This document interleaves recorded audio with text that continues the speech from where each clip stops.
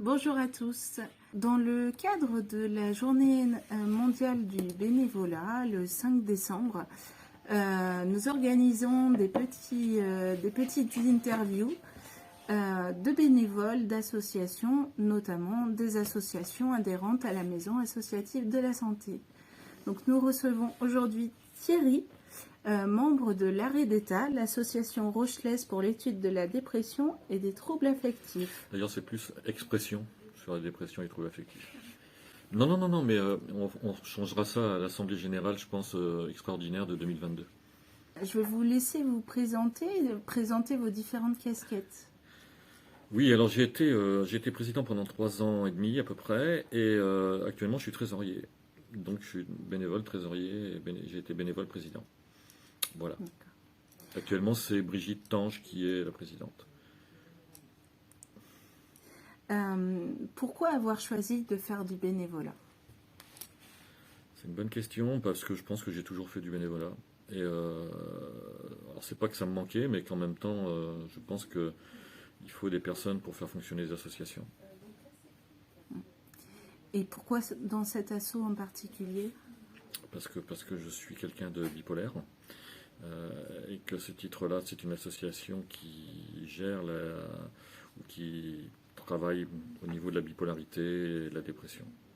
Et donc, bipolarité, c'est des périodes down ou up, c'est-à-dire up quand on est exalté et down quand on est plus sur un flanc dépressionnaire. Après, la bipolarité, il faut savoir qu'avant, on appelait ça la maniaco-dépression. Voilà.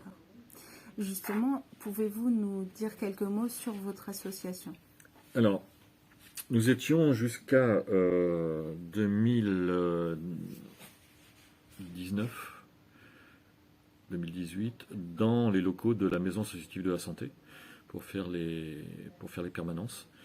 Nous faisons une permanence tous les mardis de 14h à 17h. Nous avons abandonné la permanence tardive parce que personne ne venait. Et la salle que nous occupions donc le mardi après-midi a été jugée insalubre par la ville, par la mairie de La Rochelle, et donc nous nous sommes retrouvés dans le bâtiment des associations qui se trouve à Tadon-Bongraine, 99 rue Nicolas Gargaud. Voilà. Et nous sommes bien là-bas. Le seul petit problème, c'est pour les livres que nous avons à disposition des adhérents qui sont ici. Mais bon, voilà. La mairie a su nous donner un local et ça, c'est vraiment bien. Quel est le but de l'association? J'ai bien compris que c'était par rapport à la prise en charge de la bipolarité, de la dépression, etc. Les troubles affectifs, l'anxiété. En fait, nous ne sommes pas des spécialistes médicaux, on n'est pas professionnels. L'arrêt d'État, c'est que des personnes qui sont concernées de près ou de loin par la dépression, les troubles affectifs, la bipolarité. Nous nous réunissons un après-midi par semaine, le mardi après-midi donc, avec le but de rompre l'isolement des personnes.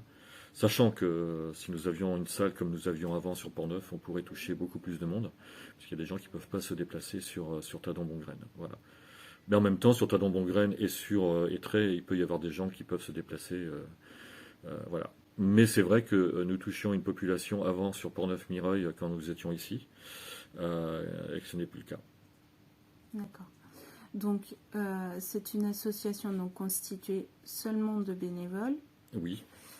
Qui reçoit le public donc le mardi après-midi. Oui. Dans quel but? Dans le but de rompre l'isolement. Dans le but de nous offrons un café ou un gâteau ou un thé. D'ailleurs, on a investi dans une cafetière à hauteur de 100 €. On a investi, on a voilà, enfin bref, c'est vraiment l'occasion pour les gens de rompre l'isolement un après-midi par semaine, parce qu'on ne peut pas faire plus. Et c'est en même temps, alors on touche effectivement à ce sujet-là les quartiers de Tadon, les Minimes, Bongraine, centre-ville, Tadon, etc. Mais par contre, on ne touche plus Port-Neuf, Mireuil, et voilà.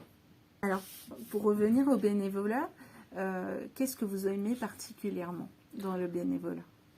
Ah, ce que j'aime particulièrement dans le bénévolat, c'est d'avoir une équipe avec moi qui a envie d'avancer. Et c'est le cas à l'arrêt d'État, je pense. Euh, en- J'aime le bénévolat parce qu'en fait, ça permet aussi d'être. Alors moi, je suis quelqu'un d'assez solitaire, mais en même temps, euh, on est dans une association qui est très fragile. Et le bénévolat, ça m'aide justement à créer du lien entre ces personnes qui sont très fragiles et la structure arrêt d'État et la ville de La Rochelle, etc., etc. La masse, D'accord. etc. Mm. Est-ce que, donc du point de vue de l'arrêt d'État, des actions comme nous organisons pour la Journée mondiale de la santé, est-ce que c'est le genre d'action auquel votre association peut participer? Bien sûr, on participe notamment aussi à la CISM, Semaine d'information sur la santé mentale, la Journée mondiale de la santé, bien sûr, et puis je crois vraiment que les gens ont tout intérêt à ce que la santé mentale s'établisse de façon très claire, ne pas stigmatiser les gens qui sont dans la santé mentale très touchés. Mais c'est vrai que on reconnaît beaucoup plus quelqu'un qui a un problème de santé sur le plan physique qu'un problème de santé mentale. Voilà. La dépression est encore peu connue, même si on la connaît beaucoup. Le burn-out aussi et la bipolarité aussi, puisque même les journalistes mettent la bipolarité à toutes les sauces, quoi. Voilà. Alors, dans le bénévolat, est-ce qu'il y a des éléments qui vous plaisent un peu moins?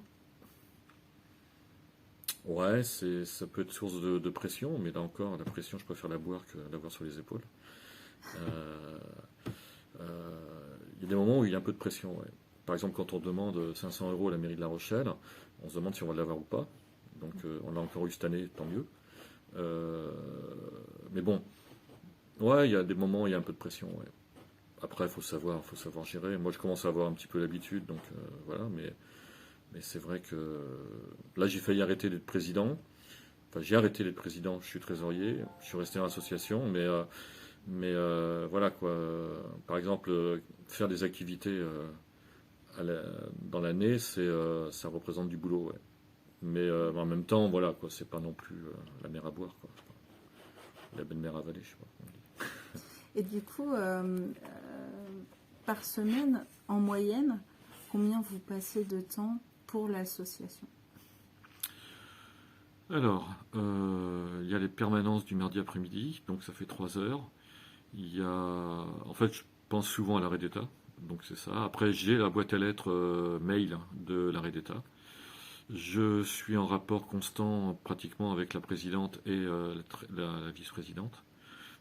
Euh, et l'Assemblée générale à organiser, même si on l'a fait si on le fait assez discrètement.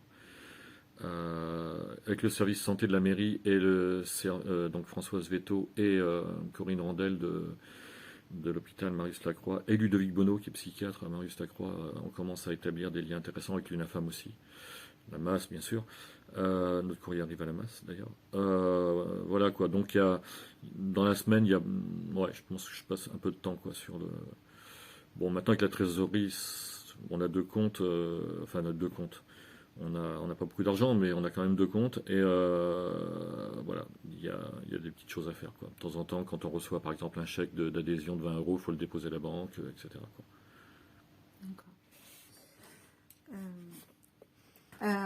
Que diriez-vous à une personne qui ne sait pas trop si elle va se lancer dans le bénévolat, dans quelle association, etc. Qu'est-ce que vous lui diriez? Alors, je trouve que les jeunes et le bénévolat, c'est vraiment une question, c'est vraiment un débat.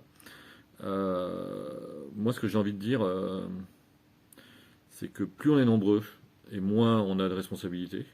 Donc, c'est vraiment le travail d'une équipe. Mon souci, c'est effectivement d'avoir une équipe autour de moi pour déléguer le plus possible. Alors, c'est pas forcément gagné d'avance, mais c'est un travail de construction sur plusieurs mois, plusieurs années peut-être même. Euh, le bénévolat est assez, enfin je l'ai déjà dit, je pense, assez gratifiant, mais il demande un investissement, quoi.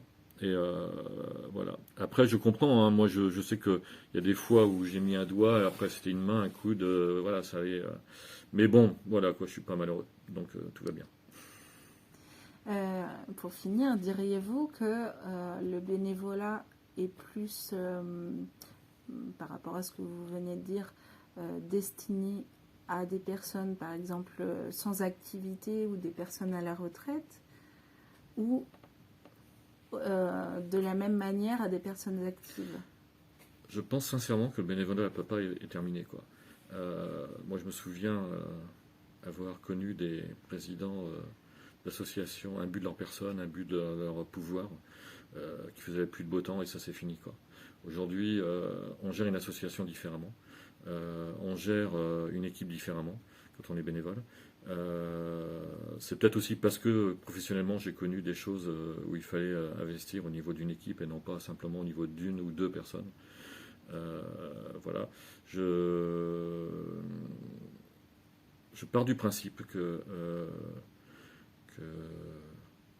plus on est de bénévoles, et mieux c'est.